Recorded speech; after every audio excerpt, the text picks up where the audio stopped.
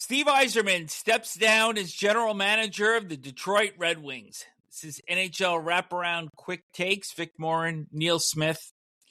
Neil, you were with Jim Devellano when Steve Yzerman was drafted by the Red Wings back in 1983. You know him for well over 4 decades now.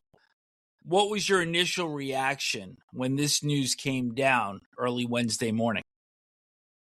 Oh, I was shocked. I didn't see it coming at all. So when I read that, I thought, uh-oh, something has gone wrong here. I think many people out there will immediately connect this to the saga of team captain Dylan Larkin, who is under contract for another 5 years, has a no-move clause, and now has asked to be traded. There are 4 teams out there, although presumably Florida is now off the books with Brady Tkachuk going down to the Panthers.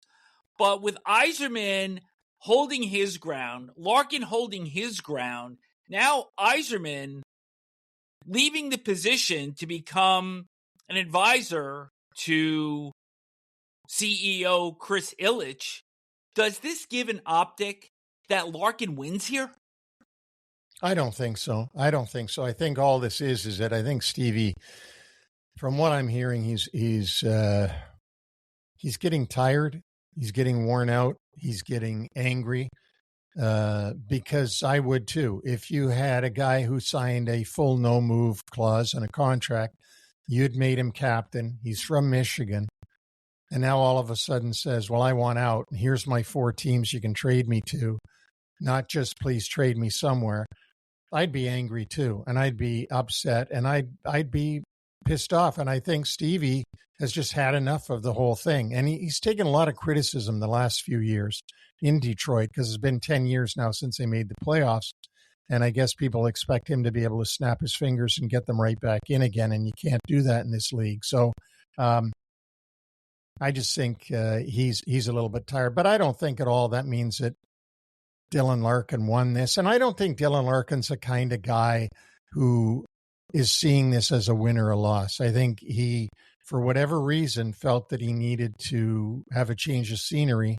I just hate the way it is so biased towards the players who have a no-move clause and yet can still come back and say, well, now I do want to get moved, but here's the teams you can move me to.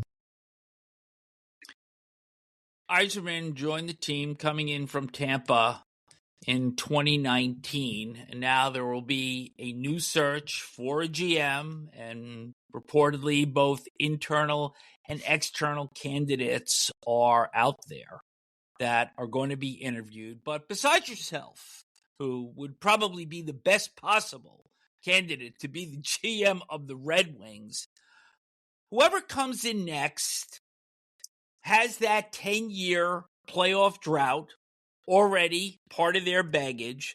The team did sign Victor Arvidsson from the Bruins and Daniel Tarasoff from the Panthers as UFAs. They also traded for Keegan Colasar from the Vegas Golden Knights. But I hardly think that those acquisitions are going to be enough to get Detroit into the playoffs this year. So with still over $19.5 million in cap space, what type of individual is going to fit into this role best, given the landscape that's out there in front of them? Well, I certainly think it's going to be an experienced guy. I don't think you can bring in a first-timer into this job because you're almost like what I faced in New York, where it was a 50-year drought since the last winning of the Stanley Cup back in 1989-90. And that's the baggage that you get handed to you when you come through the door. And this GM, president of hockey operations, whatever it is, will get handed that 10 years of baggage of not making the playoffs and never seeing a playoff game yet at Little Caesars Arena, which is a beautiful, beautiful state-of-the-art building. So I think it's going to have to be an experienced person. I think it's going to have to be somebody who's able to communicate with the fans, communicate with the media, have a good personality. And who knows, maybe the Larkin-Yzerman rift was real. I don't know that it was. Maybe it was. And if it is, maybe Larkin has a change of heart and says, well, I'll give this a try.